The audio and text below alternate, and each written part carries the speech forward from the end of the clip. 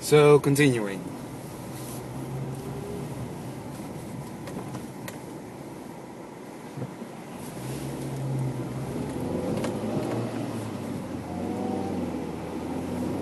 Why is it then so that God doesn't take care of the beings who are not in conscious awareness of another being?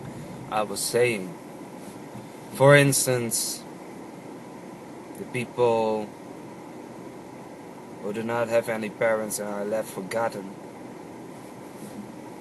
due to war or poverty or any other reason that you might think of. Somehow they do not deserve the same things that people that are being prayed for are worth of.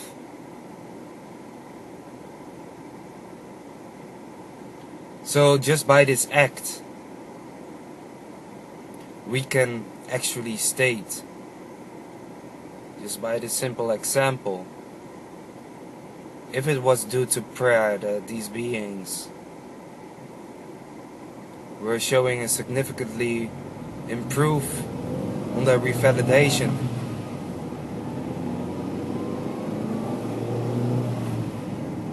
process,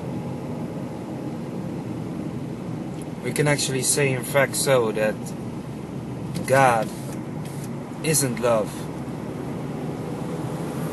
If God was love in fact, He would have distributed His powers, His almightiness to everybody equally, but instead it only went to those who perceivingly were worthy.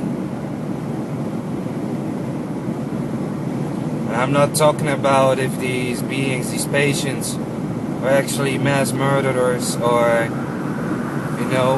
their sins in their lives, what they have done or what they have done not. You cannot actually do a good study on that. Based on that, say that God is justice or love. You just don't know. And I'm just talking right now that from the perspective that it really was God who actually made this thing happen. Now, so I've touched on the point that God isn't love. In fact,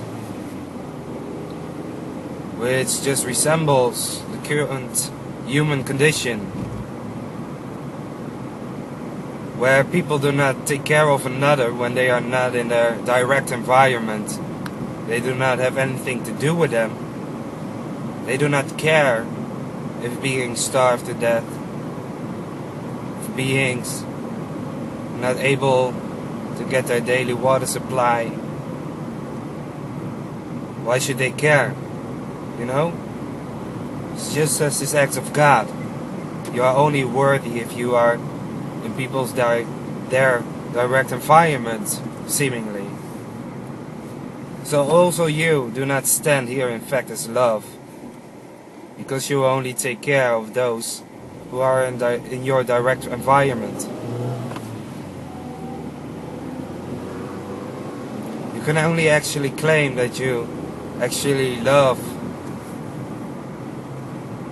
humanity, the animals, life, if you actually do everything in your power to get this world straightened out, and if you are just thinking that it is just enough to take care only of one being when you are actually perfectly capable of bringing around a change in this world so that everybody could benefit, that isn't love. That's an egoistic aspect of yourself, claiming that to be love, while in fact you just don't care, because this person or that other person that you are actually caring for is so much more important to you than everybody else. So in essence, what you are doing then, what you're actually saying or stating, is that though you might not say it in that way, they can actually die. Because you don't care. So get yourself straightened out as what love really is about. And get yourself really straight in the fact that God isn't love.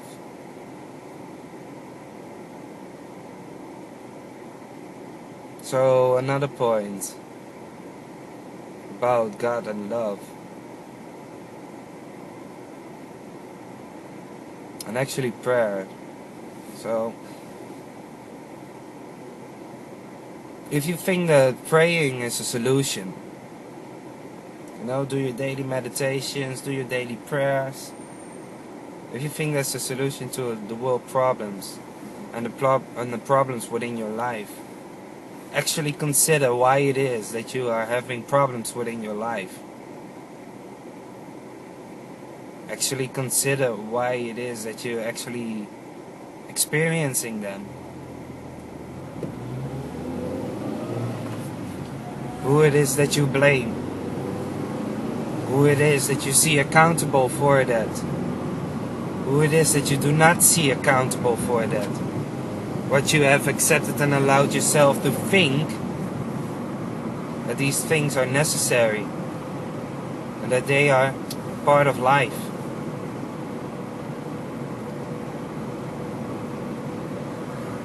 Consider the fact that before you, this world was very religious. And there were a lot of beings dedicating their lives to praying.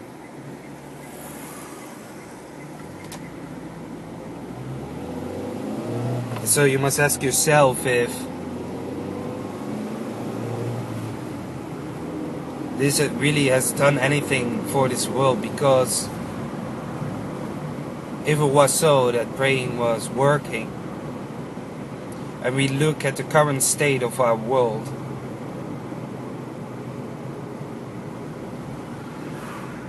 what has happened then? So many now have the excuse of an existent evil within our world, that there are only evil people who did this,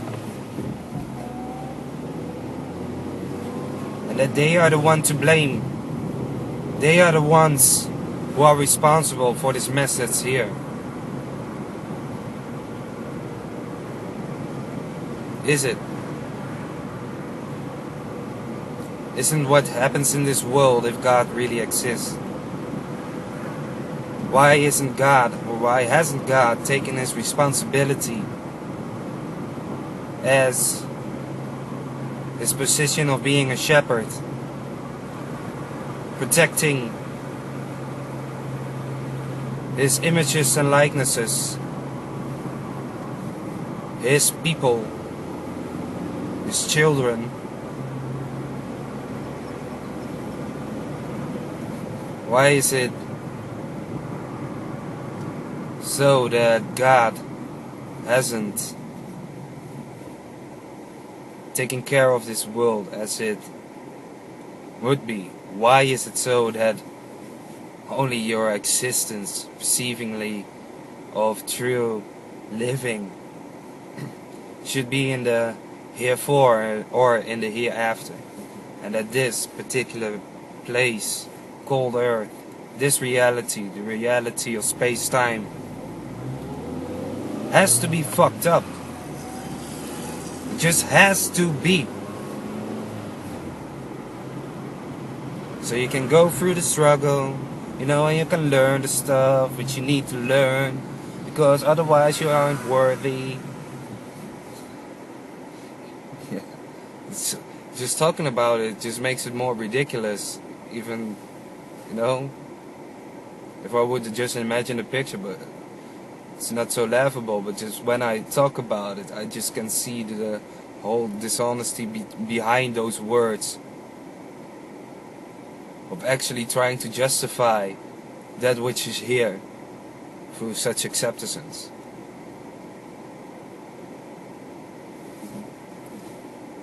So, well, I think I've talked now about 50 minutes,